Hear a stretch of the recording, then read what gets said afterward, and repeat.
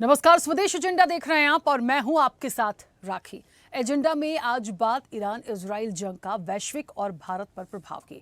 Iran पर Israel के हमले ने वित्तीय बाजारों को झकझोर दिया है। क्षेत्रीय संघर्ष की आशंका बढ़ गई है, जिससे तेल आपूर्ति बाधित हो सकती है। ये तनाव ऐसे समय में आया है जब ट्रंप की टैरिफ नीतियों के कारण अनिश्चितता बढ़ गई है। इजराइल और ईरान के बीच पूर्ण युद्ध से क्षेत्र में ऊर्जा बाजार और व्यापार मार्ग बाधित हो सकते हैं, जिसका वैश्विक स्तर पर प्रभाव पड़ेगा।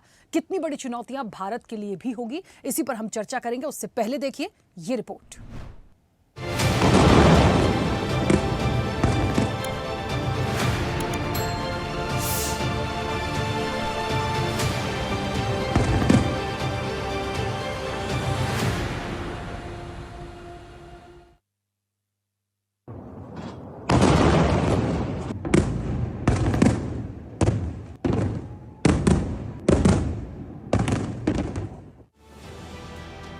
ईरान और इजराइल की जंग रुकने का नाम नहीं ले रही है।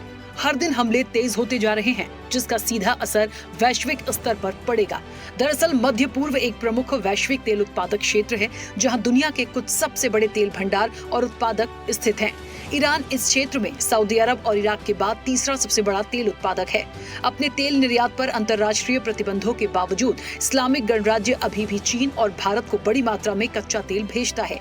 ऐसे में लंबे समय तक चलने वाला संघर्ष वैश्विक अर्थव्यवस्था पर इस तरह प्रभाव डाल सकता है।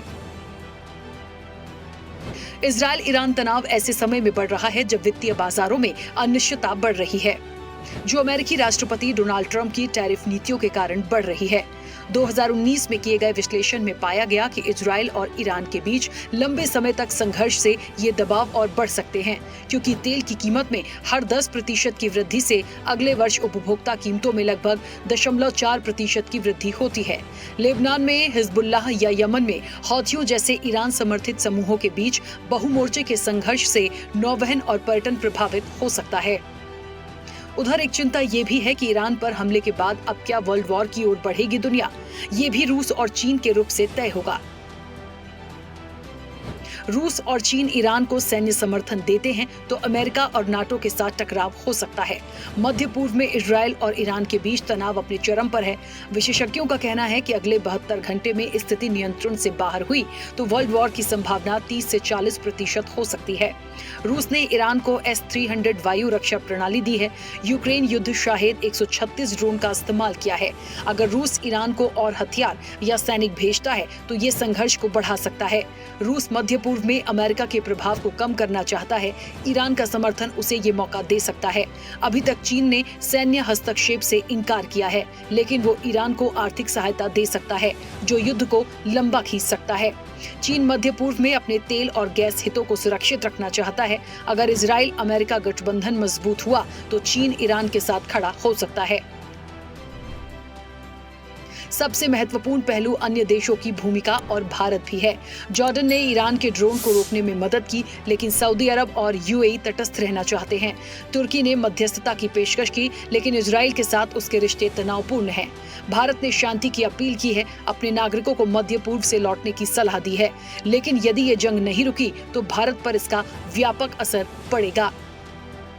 हवाई सफर होगा महंगा। ईरान इजराइल युद्ध की वजह से सबसे बड़ा असर हवाई सफर पर पड़ेगा। इस समय पाकिस्तान का एयर स्पेस भारत के लिए बंद चल रहा है।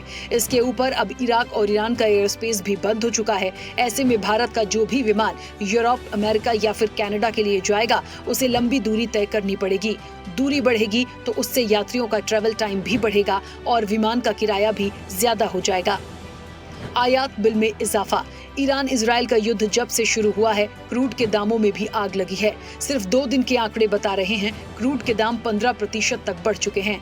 जानकार मानते हैं अगर ईरान इजराइल की जंग ऐसे ही जारी रही तो क्रूड दाम 8 से 9% और ज्यादा बढ़ सकते हैं। इस स्थिति में भारत का आयात बिल बढ़ जाएगा। पेट्रोल के दामों पर असर। हॉर्मुज की एक जल संधि है जो उत्तर में ईरान और दक्षिण में अरब से लगी हुई है। यहाँ से दुनिया का 20% तेल का व्यापार लंबे समय से हो रहा है। अगर इस युद्ध की वजह से इस रास्ते में किसी भी तरह की बाधा आती है तो इराक, सऊदी अरब और यूएई से आने वाली तेल सप्लाई बाधित हो जाएगी। इस स्थिति में भारत के लिए आयात करना मुश्किल होगा। जितना आयात मुश्किल होगा, पेट्रोल डीजल के दाम भी उतने ही बढ़ जाएंगे। रुपया होगा कमजोर। ईरान इजराइल का युद्ध जल्दी नहीं थमा तो डॉलर की डिमांड ज्यादा बढ़ेगी। इसका सीधे सीधे भारत के रुपए पर दबाव बढ़ जाएगा। अगर रुपए पर दबाव बढ़ा तो देश का ट्रेड डिफिसिट और करंट अकाउंट डिफिसिट भी प्रभावित हो जाएगा। अगर रुपए की वैल्यू कम होती है तो आयोजित चीजें और ज्यादा महंगी हो जाती हैं।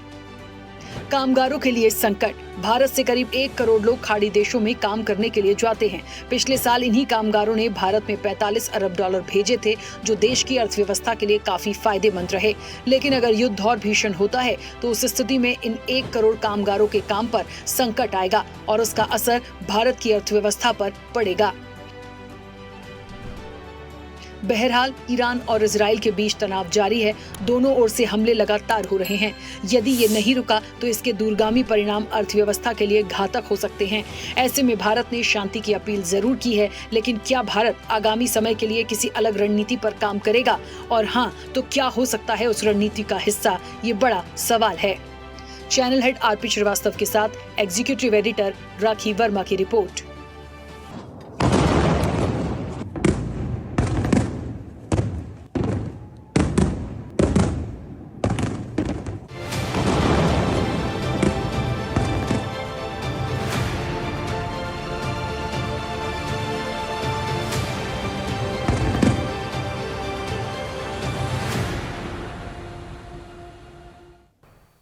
ऐसे ही वीडियोस के लिए लाइक करें, शेयर करें, फॉलो करें। YouTube पर जाकर सब्सक्राइब कर बेल आइकन दबाना ना भूलें और ताजा अपडेट्स के लिए swedeshlive.com पर जरूर जाएं।